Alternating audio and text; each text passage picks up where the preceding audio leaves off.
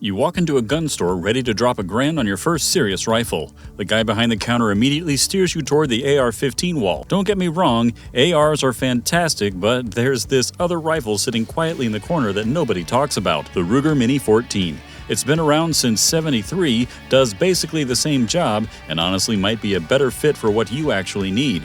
Today we're going to break down the real differences between these two, the stuff that sales guys conveniently forget to mention when they're trying to move inventory. Disclaimer, before we dive in, a quick reminder, firearms laws change depending on where you live. What's perfectly legal in one state might land you in trouble somewhere else. Always check your local regulations, get proper training from certified instructors, and handle firearms responsibly. This video is for educational purposes. Alright, let's get into it.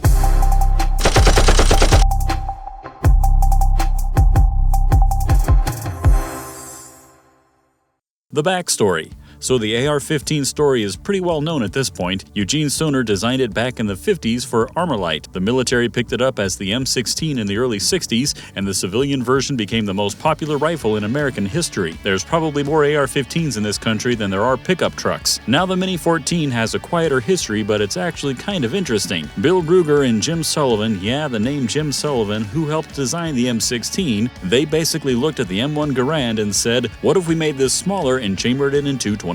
They wanted something ranchers could toss in their truck, something that didn't look so military. Ruger released it in 1973, and it's been chugging along ever since. The funny part, that whole doesn't look military thing turned out to be way more important than anyone expected back then. How they actually work. This is where things get interesting because these rifles work completely different under the hood. The AR-15 uses what's called direct impingement. Basically, when you fire a round, some of that gas gets channeled through a tube straight back into the bolt carrier. It's like the gun is breathing its own exhaust. The system works great, it's light, it's accurate because there's no heavy piston bouncing around messing with your barrel.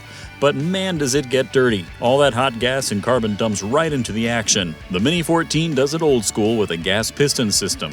Same basic idea as the M1 Garand. The gas pushes a piston, the piston moves a rod, the rod cycles the bolt. The hot, dirty stuff never touches your bolt. You end up with a way cleaner rifle that's just more forgiving when things get nasty. Think of it like this. The AR is a sports car, runs amazing when you keep it up with maintenance. The Mini-14 is more like an old farm truck, it just runs. Doesn't really care what you do to it. The trade-off? The Mini's got a bit more weight from that piston system and the recoil feels slightly sharper.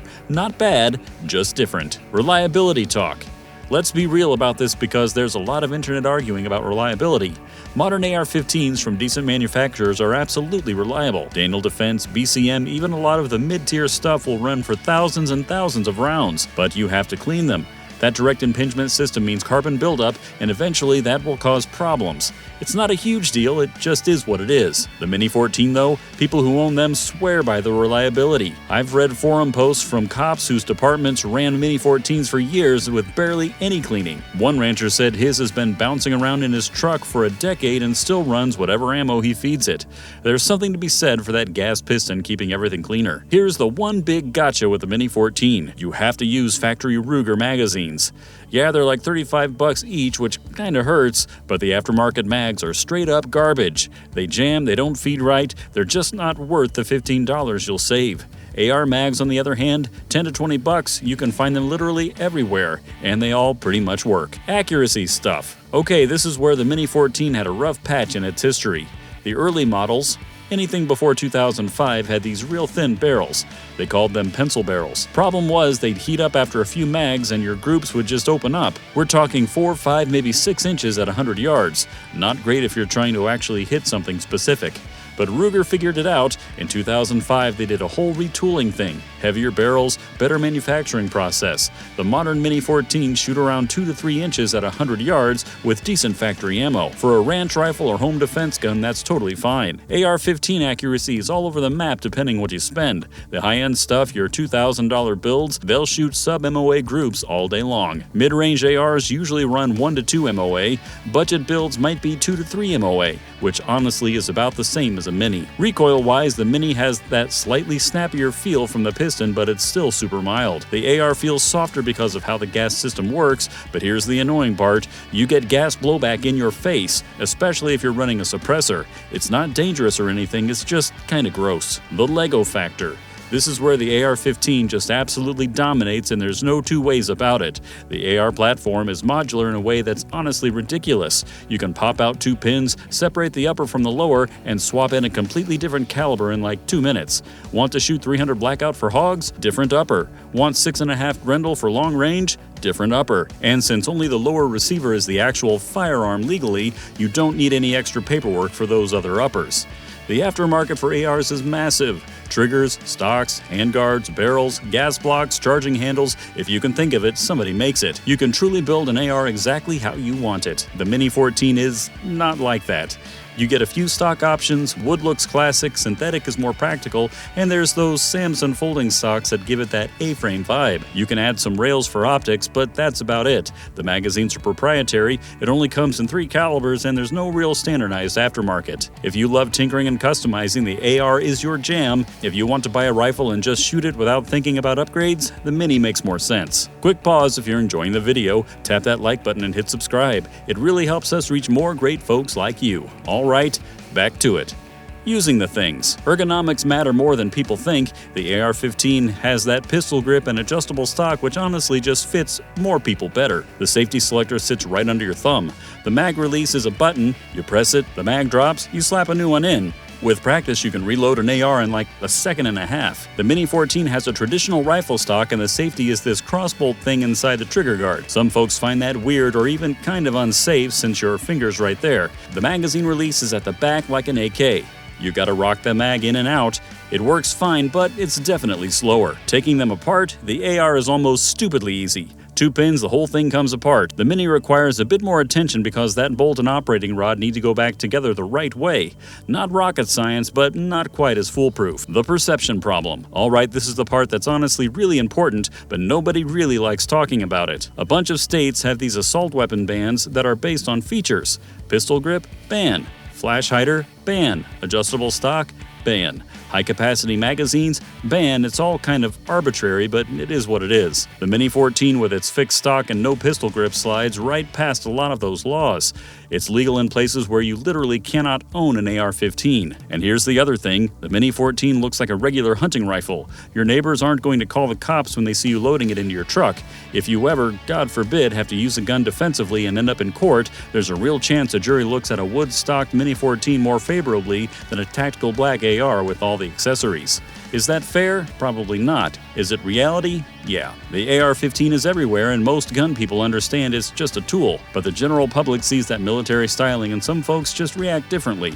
In free states, this doesn't matter much. In restrictive states or certain social situations, it matters a lot. Money talk. Let's talk about what you're actually going to spend. AR-15 start around $450 for budget builds from places like Palmetto State Armory. Those work fine, they're just not going to have the prettiest finish and might be pickier about ammo. Mid-tier stuff runs $800 to $1,200, and that's where you get really solid quality. Premium brands like Daniel Defense or Giselle can push over $2,000, but you're getting match-grade everything. Magazines for ARs are dirt cheap, $10 to $20, you can stock up easy. Mini-14s run right around $1,000 new. You might find used ones for $600 to $800 if you're patient. But remember those factory magazines at $35 a pop. If you want 5 magazines, you're looking at another $175 right there. Long term, the AR probably costs more because you'll keep buying accessories and upgrades. The Mini costs what it costs, and then you're basically done. Resale value is interesting. ARs go up and down with political panic. Every time there's an election or a shooting in the news, prices spike. Mini-14s hold value pretty steady because there's just less of them around, and the people who want them really want them. Who should buy what? So who are these rifles actually for? For home defense, the AR-15 makes a lot of sense. High capacity, easy to handle, soft recoil, and you can mount lights and optics and everything else. It's the standard for good reason.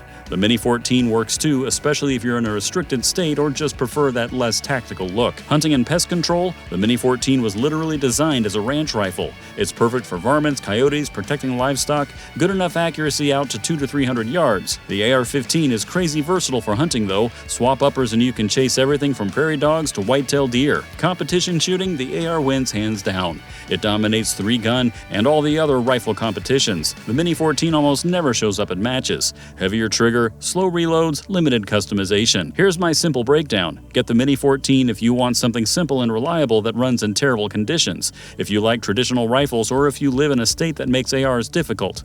Get the AR-15 if you want endless customization, tighter accuracy potential, tons of aftermarket support, and you're in a state where it's not a legal headache. What people actually say.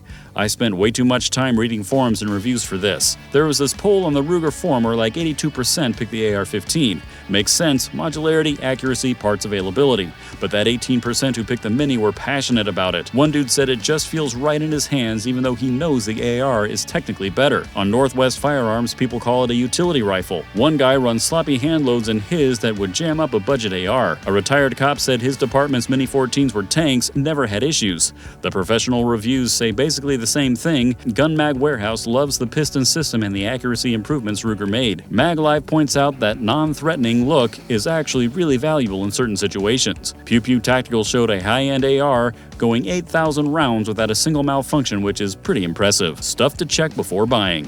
Gun stores aren't going to tell you all this stuff because they just want to make a sale. First thing, actually factor in magazine costs. If you're buying a Mini-14, budget another couple $100 for reliable mags. Second, if you're looking at a used Mini-14, check the serial number. Pre-2005 models had those accuracy problems. You want a 580 series or newer. Third, actually look up your state laws before you buy anything. Don't assume what's legal where your buddy lives is legal where you live. Fourth, be honest what you're actually going to use this for. Home defense, hunting, just plinking.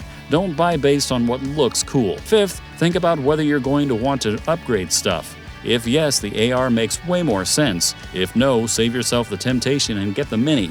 Sixth, look into training classes in your area. There's AR-15 courses everywhere. Mini-14 specific training, good luck finding it, but you should be getting training either way. Both of these rifles have earned their reputations. The Mini-14 gives you that rugged simplicity and a cleaner operating system. Plus, it flies under the radar legally and socially. The AR-15 gives you a level of customization and accuracy potential that nothing else can match. It really just depends on what matters more to you, reliability and discretion or modularity and precision. Either way, you're getting a proven platform that'll serve you well. So here's what I want to know. If you could only keep one rifle for the rest of your life, which one would it be and why? Drop your answer in the comments because I actually read all of them. And if this video helped you figure out what you actually need instead of just what the store wants to sell you, hit that subscribe button for guns you can't live without. We're all about cutting through the marketing BS.